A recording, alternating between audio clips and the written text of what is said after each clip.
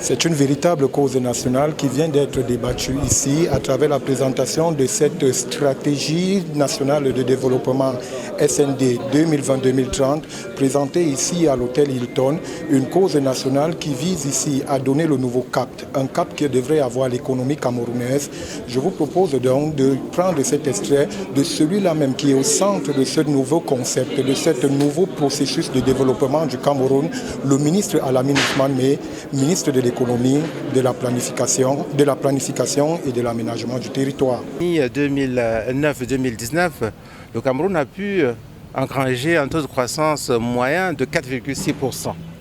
4,6% dans un contexte d'inflation maîtrisée, avec bien entendu le souhait de voir cette croissance-là bénéficier au maximum de nos populations. Ça n'a pas toujours été le cas parce que les inégalités n'ont pas beaucoup diminué. La pauvreté n'a pas baissé comme on l'aurait souhaité, d'où l'importance de tirer les leçons de la première phase et de se préparer pour aller dans la seconde phase qui, elle, couvre 2020 à 2030. Qu'est-ce qui va être nouveau?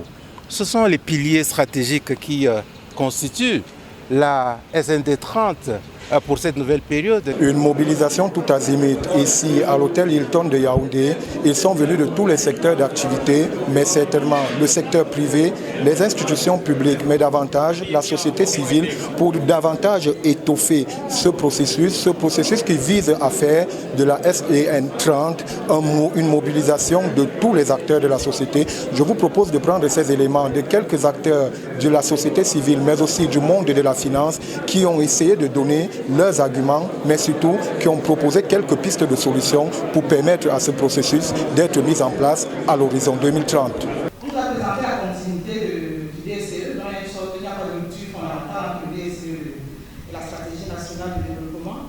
Je trouve également que c'est une bonne chose, avec d'ailleurs une accélération, telle que ça a été présenté, avec l'ambition de rattraper les déconvenus que nous avons eu dans le cadre de la mise en œuvre du DSE. Comment traduire ce que nous avons dans le document en réalité?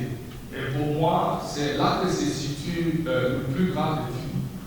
De manière à ce qu'on ait ces ruptures que nous attendons, et elles doivent venir du leadership, vous voyez, de l'enchaînement de ceux qui dirigent l'État.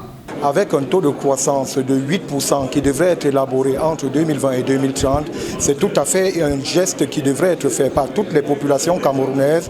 8%, c'est un défi que devrait avoir le Cameroun d'ici 2030, un défi qui devrait être atteint à travers quatre piliers essentiels qui ont été présentés, à savoir un pilier sur la réforme structurelle économique camerounaise, un pilier qui devrait être élaboré sur la stratégie de développement du capital humain camerounais, un pilier qui devrait être mobilisé à travers le sous-emploi, qui devrait être élaboré et permettre au sous-emploi d'être réduit et passer à 50% à l'horizon 2030 contre 77% en 2020. Et enfin, il faudrait mobiliser le processus de gouvernance et de décentralisation au Cameroun.